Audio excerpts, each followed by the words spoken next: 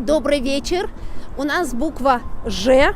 Буква Ж зимой. Постараемся быстро, холодно очень. С буквой Ж были проблемы, потому что в Москве не так много мест на букву Ж. Но мы все-таки нашли интересное место. И это место здесь, на Новом Арбате. Улица Новый Арбат. За мной, здесь рядом улица Старый Арбат. И вы помните, наше первое видео на букву А. Это была улица Арбат. И мы сюда опять вернулись. Новый Арбат построили в 60-е годы. Это был новый проект в то время. И вместе с улицей здесь появился пивной бар «Жигули». Вот она, буква Ж. И вот этот бар, очень популярный в 60-е и 70-е годы, находился здесь. Почему «Жигули» в Москве, на Новом Арбате? «Жигули» ведь это место на Волге, недалеко от города Самара. Почему вдруг «Жигули» оказались в Москве? Потому что это пивной бар. Это марка советского пива, очень известное пиво «Жигулевское».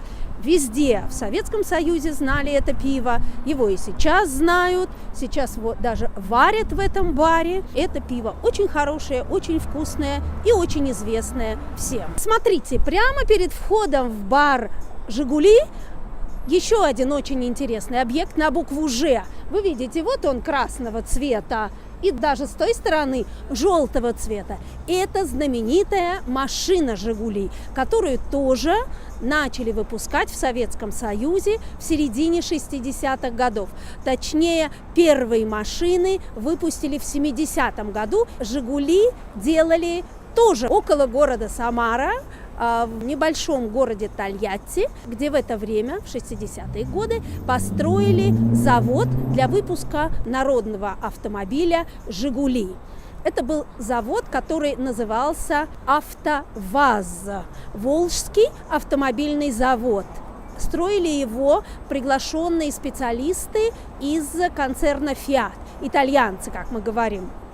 И на базе машины «Фиат» они сделали советскую машину, которую назвали по имени этого места «Жигули». Машина «Жигули» первой модели называлась в народе «Копейка». Как всегда, в народе дают очень точные названия. «Копейка», потому что номер один, и «Копейка», потому что это была самая мелкая монета.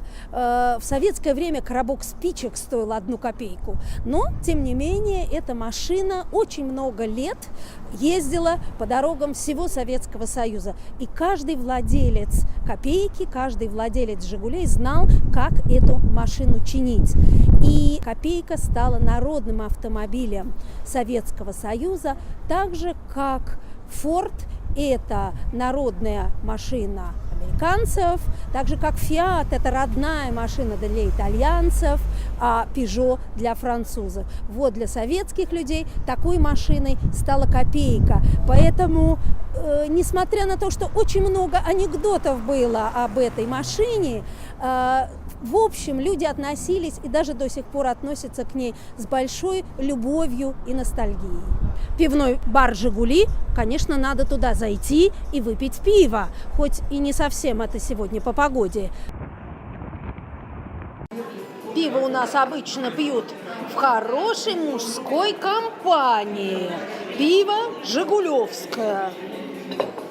Под пиво положена настоящая русская закуска. Раки, сухарики с чесноком из черного хлеба. Под пиво идут просто на ура. Селедочка соленая с картошечкой. Грибочки маринованные. И, в общем, все это под пиво «Жигулевское» очень хорошо. Жить, как говорится, хорошо. А хорошо жить еще лучше. Пиво «Жигулевское» и машина «Жигули» – это национальные продукты, любимые всем народом.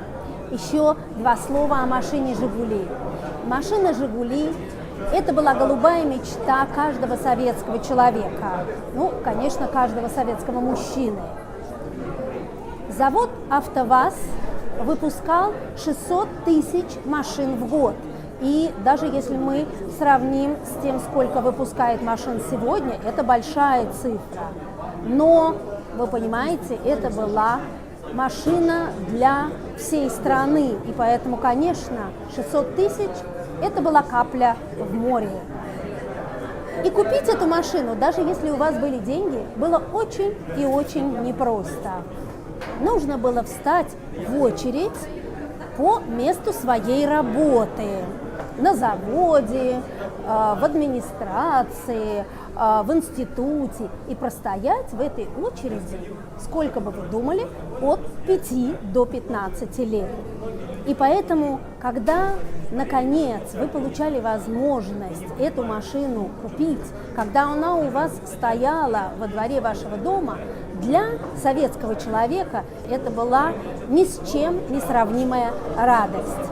Потому что потом он мог гордо ездить по Москве, он мог гордо ездить со своей семьей на дачу за грибами и чувствовать себя очень комфортно, очень по-человечески. С того времени очень много изменилось в истории нашей страны, но вы видите, бар по-прежнему популярный. И я предлагаю чокнуться и выпить за голубую мечту советского человека, за машину «Жигули».